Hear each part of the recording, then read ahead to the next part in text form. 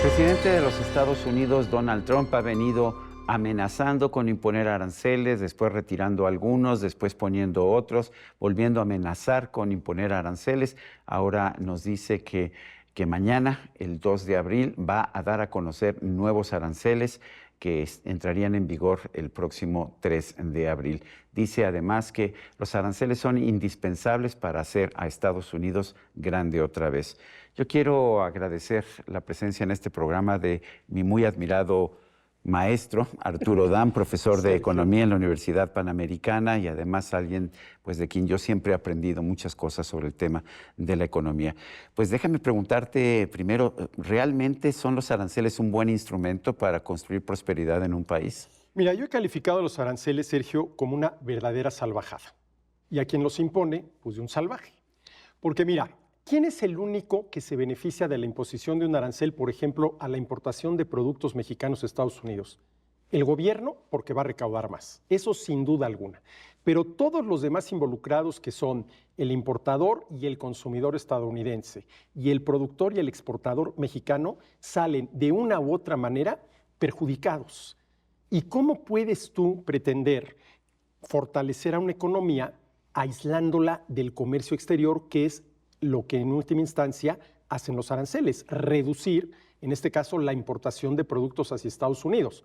Ahora me dirás, pues ¿cómo la fortaleces? Sustituyendo esas importaciones por producción nacional. La pregunta es, ¿esa producción nacional se le va a poder ofrecer al consumidor estadounidense en términos de precio, calidad y servicio en las mismas condiciones que las importaciones? Pues si lo pudieran hacer, habrían ganado la competencia desde un principio, ¿no? Así es. Pero además ni siquiera sé si le convenga a las industrias estadounidenses producir esos productos. Lo que hemos visto, por lo menos es lo que nos dicen los economistas clásicos como David Ricardo, es que si te pones a producir algo que no produces tan bien, no vas a producir aquellas cosas o tanto de aquellas cosas en que realmente te especializas y que haces mejor.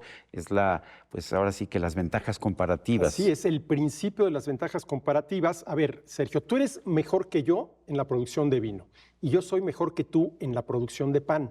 ¿Qué nos conviene? Tú especialízate en el vino, yo en el pan y intercambiamos. Y tenemos pan y vino de buena calidad. Pan y vino de buena calidad y en cantidades suficientes.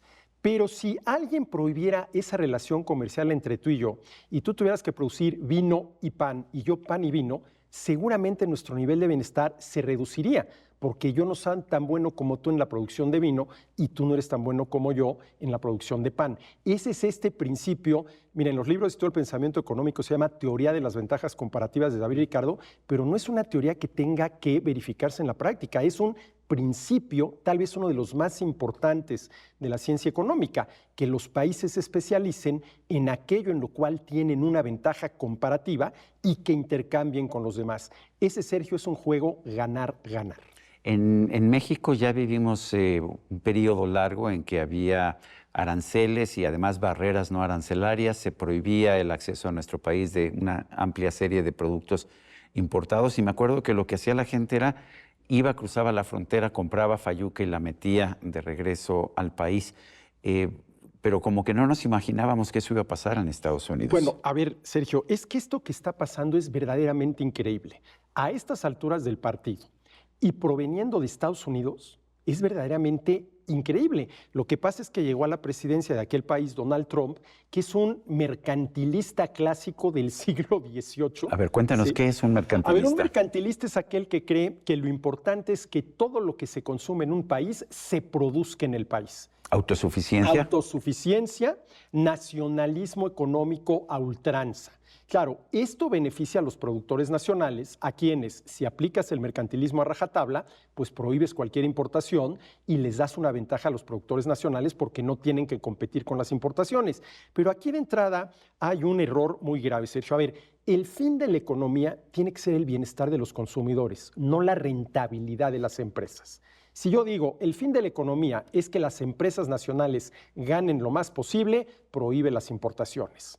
Si yo creo que el fin de la economía tiene Y que las ser... empresas se van a hacer muy ricas y la gente va a ser muy pobre muy porque va pobre. a tener que pagar muchísimo más por los Muchísimo más. productos. Pero si yo creo que el fin de la economía es que tú y yo y todos los demás como consumidores tengamos las mejores opciones en términos de precio, calidad y servicio, abre las fronteras a las importaciones. ¿Y cuáles son las dos ventajas de las importaciones, Sergio? Aumentan la oferta de bienes en el país, lo cual te genera presiones a la baja en los precios.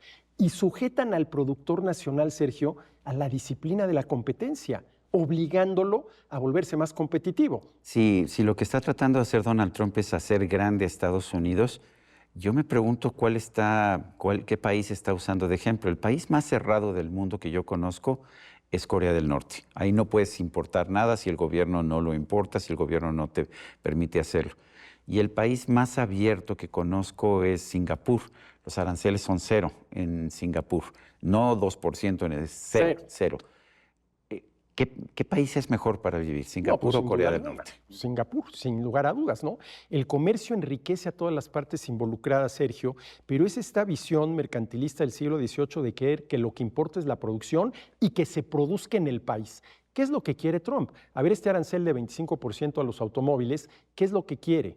Que las empresas estadounidenses que hoy producen coches en otros países regresen a producirlos nada más en Estados Unidos. Ahora, serían autos, me imagino, mucho más caros y de menos calidad. Seguramente. De entrada. Como cuando teníamos autos, como teníamos el Borgward, no sé si te acuerdas, Sí, producido en México, que compraron la marca en Alemania, se lo trajeron y finalmente eran coches tan caros y tan malos que nadie los quería comprar. Así es verdaderamente increíble, Sergio. Mira, esto va en contra del libre comercio. A ver, ¿qué es el libre comercio? A ver, hay libre comercio en los países en los cuales los consumidores, y solamente los consumidores, sin ninguna intervención del gobierno, comprando o dejando de comprar, deciden qué se importa y cuánto se importa. ¿Y cómo puede el gobierno limitar esta relación comercial entre nacionales y extranjeros? Bueno, la primera, prohibiendo importaciones. La segunda, imponiendo cuotas a la importación. A ver, esto sí lo puedes importar, pero solamente en determinada cantidad. Y la tercera, con la imposición de aranceles, ¿sí? Que encarece el comercio exterior, va en contra del bienestar de las personas, elimina el verdadero incentivo para que las empresas nacionales se vuelvan más competitivas, que es la competencia de las importaciones, Sergio. Es una salvajada. ¿Cuál debe ser la respuesta de México? Estamos viendo a Canadá, países de Europa que están poniendo aranceles compensatorios a cualquier arancel que pudiera establecer Estados Unidos. Hasta este momento, México ha impuesto aranceles a China, pero no ha impuesto aranceles a Estados Unidos. Cuéntanos, ¿cómo ves esta? Mira, a mí me queda muy claro que la respuesta del gobierno mexicano a los aranceles impuestos por cualquier otro gobierno no debe ser imponer aranceles, aunque sean aranceles estratégicos y compensatorios. Alguien me decía, si tu vecino se corta un dedo, no vas a vengarte tú cortándote un dedo tú. Así es. Ay, qué buen ejemplo. Sí. Es que eso es, ¿no? Ahora, a ver, ¿cuál debería ser la respuesta del gobierno mexicano? Eliminar el resto de aranceles que cobra el gobierno mexicano a cualquier importación de cualquier parte del mundo. Incluso China, a pesar del déficit comercial. Yo diría que sí, Sergio, incluso China. Ese sería un paso muy importante a tener un verdadero libre comercio. Ahora me dirás, bueno, ¿y qué el TLC y el TEMEC no dieron como resultado libre comercio? Bueno, estrictamente hablando, no. Dieron como resultado un comercio menos, si quieres, mucho menos intervenido por el gobierno, pero claro que con el TLC y con el TEMEC, el gobierno mexicano interviene en esas relaciones comerciales de los mexicanos con personas de otra nacionalidad. Alguien me decía en alguna ocasión, si tuviéramos realmente libre comercio entre México y Estados Unidos, necesitaríamos un acuerdo que dijera nada más, con un artículo que dijera, se permite todo el comercio entre los dos países signatarios de este acuerdo. En lugar de eso tenemos como 5,000 páginas del TLC reglas. Y del TEMEC, ¿no? Sí, claro. Y mira, cosa muy interesante, Sergio, el libre comercio no es cuestión bilateral, no es de que lo negocie un gobierno con el gobierno de otro país. ¿Qué hace falta para tener libre comercio? Que el gobierno de ese país diga, a partir de tal fecha, se elimina cualquier restricción. Como Singapur. Al comercio, como Singapur. ¿Se ha beneficiado Singapur? Yo creo que sí. A ver, vemos la historia de Singapur y sin duda alguna que sí. Ahora, que pasar de un esquema proteccionista a un esquema de libre comercio supone retos, riesgos y oportunidades, claro que sí. Y hay que saber asumirlas. Tampoco puedes tú pasar de un esquema proteccionista a un libre comercio de un día para otro. Tienes que dar un plazo suficientemente, vamos a decirlo así, flexible para que las empresas nacionales que no estaban compitiendo con las importaciones hagan lo que tengan que hacer para volverse competitivas, pero en un plazo relativamente sensato. No les vas a dar, oye, 20 años para que te vuelvas competitiva y dentro de 20 años abrimos las fronteras, ¿no? Donald Trump dice que hay que tener aranceles para hacer a Estados Unidos grande otra vez. Lo curioso del caso es que es la economía más grande del mundo, en términos per cápita una de las más prósperas, la mayor potencia militar del mundo, y es de las economías más grandes del G7, la que ha venido creciendo más a lo largo de los últimos años. Sí. No parece que le haya ido tan mal. No le ha ido tan mal, y además es pues mera propaganda. La vamos a hacer, a ver, ¿cómo le llama Donald Trump al día mañana 2 de abril?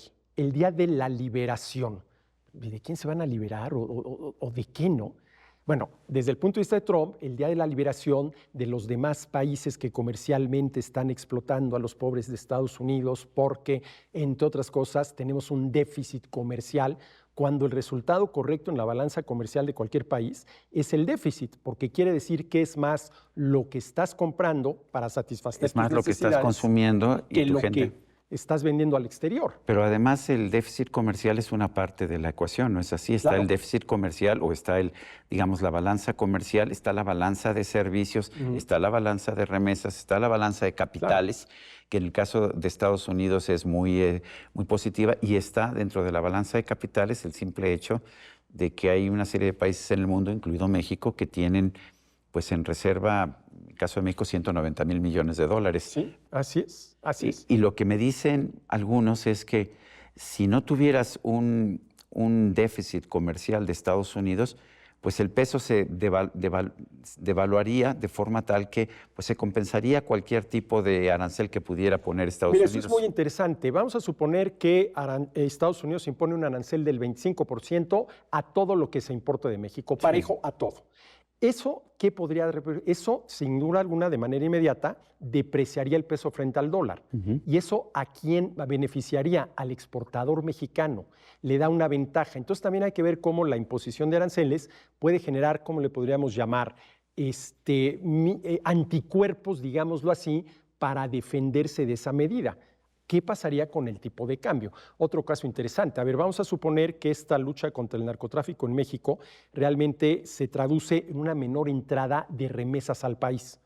Eso, menos dólares en el país, puede presionar el tipo de cambio a la alza y eso podría compensar parte del efecto de los aranceles, porque encareces el dólar en términos de pesos y eso quiere decir que el consumidor estadounidense por cada dólar que paga recibe más pesos de producto mexicano y eso podría compensar parte del arancel, Sergio. Es curioso porque Donald Trump dice ser admirador de Ronald Reagan. Sin embargo, la posición de Ronald Reagan fue siempre la de defender el libre comercio. ¿Qué le dirías en ese sentido a Donald Trump? Sobre todo si dice que Ronald Reagan fue tan buen presidente de Estados Unidos. Pues hágale caso a Ronald Reagan, mi querido Donald Trump, y sobre todo deme 15 minutos para que le explique por qué el resultado correcto en la balanza comercial es el déficit, no el superávit, y la parte ética relacionada con la justicia, Sergio. A ver, tú eres estadounidense, yo mexicano, estamos intercambiando, los dos ganamos, etcétera, etcétera. ¿Por qué el gobierno tiene que intervenir en esa relación o prohibiéndola o limitándola, por ejemplo, con el cobro de aranceles? Es un atentado en contra de la libertad individual y de la propiedad privada. Es la parte ética de las políticas económicas que muy poca gente atiende, Sergio. Se ve nada más el aspecto económico, pero la parte ética también es muy importante. Arturo Dam, profesor de Economía en la Universidad Panamericana, panelista en muchos medios de comunicación, incluido TV Azteca. Siempre es un placer conversar contigo. Gracias, Sergio. Muy amable por la invitación. Y a usted, amigo, que al vernos y escucharnos hace posible este programa. Se lo agradezco también. Esto es todo por hoy, pero no se le olvide. Nos vemos la próxima.